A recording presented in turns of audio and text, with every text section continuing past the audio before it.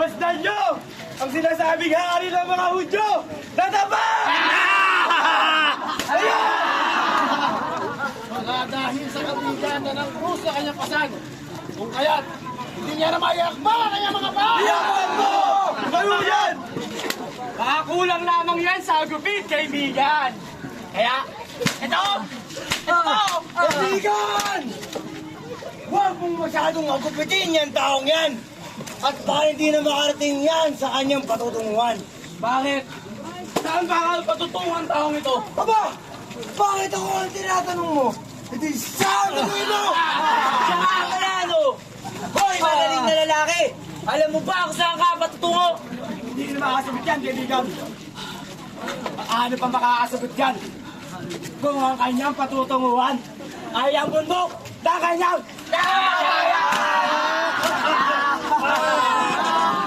Alin? Ang bundok ng God ito! Siyempre naman, may napapang bundok para sa kanya! O ano?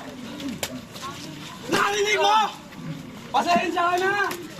Wala na kaming ibang mayahandog sa'yo. Kundi ang bundok ng mga buka! Hala, sige, tayo! Tayo! Tumayo ka dyan, Jesus! Huwag mo siyang itayo! Nadapa siyang mag-isa! Mag-isa rin siyang tumayo! Mga kasama! Talaga bang? Ang taong yan! Wala nang pagkasang makatayo! Wala yan! Hindi na makakatayo! Yan, nakatayo ba yan? Ang mabuti pa'y pagpustahan na lang natin yan kung makakatayo ba yan.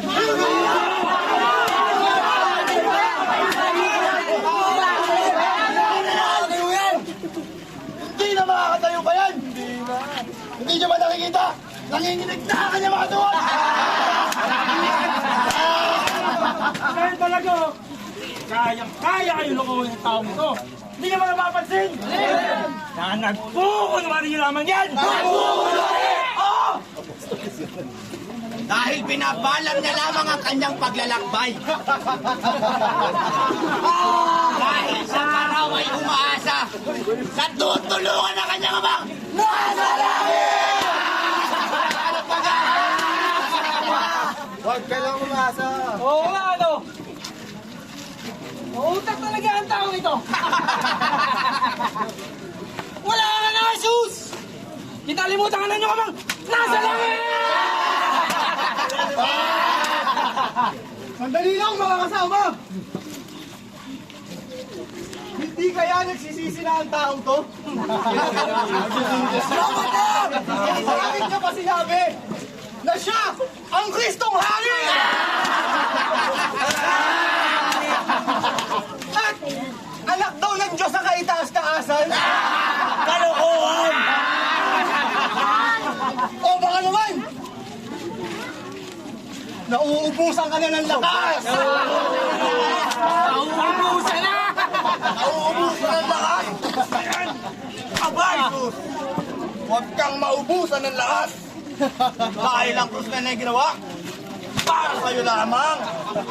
Kaya kung ako sa'yo, nagtatayo na ako! At ipagpapatuloy ang ating paglalakad! Dahil lamang tayo ang tala! Kayo yung pagkukunwari! Kaya Jesus, pasanin mo na!